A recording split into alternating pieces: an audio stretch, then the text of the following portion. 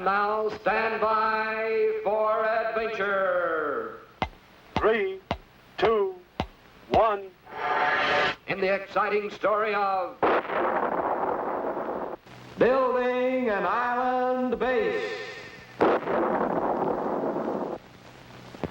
Once Colonel Bleep and his friends were back on 00 Island, little Squeak could wait no longer to build a home. In fact, Squeak had already drawn a sketch of the kind of house he dreamed of, with picket fence and a garden for flowers and vegetables. But how can you build a house without the tools of the carpenter's trade?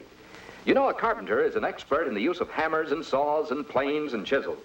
But Squeak and Scratch had no tools. However, they did have Colonel Bleep, who brought with him from outer space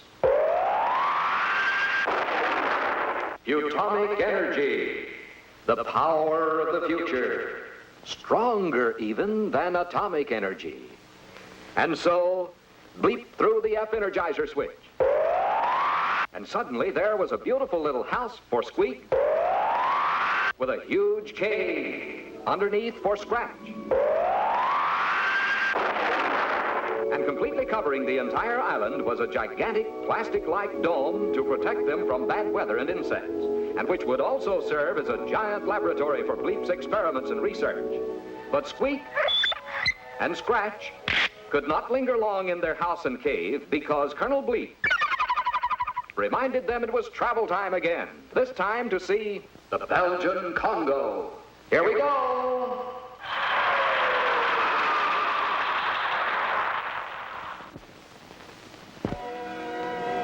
Looking down on the continent of Africa from high in the sky, Bleep, Squeak, and Scratch see that the Belgian Congo looks something like an ivy leaf.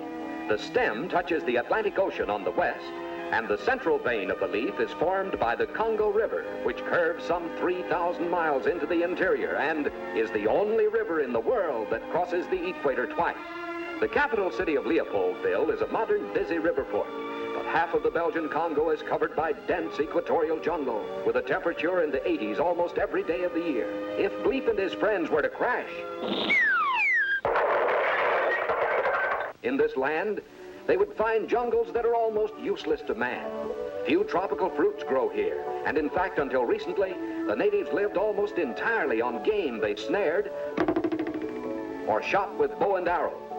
Today, civilization is moving into the Congo, and the wild animals, antelope, zebra, rhinoceros, hippopotamus, and gorilla are slowly disappearing except in the game reserves, and the natives are being taught modern farming methods. The Belgian Congo was first opened to Europeans by Henry Morton Stanley, the American newspaper man, the same Mr. Stanley who said, "Dr. Livingston, I presume." To most people, the Belgian Congo would not be considered a very pleasant place to live, but it is an interesting place for Bleep, Squeak, and Scratch to visit.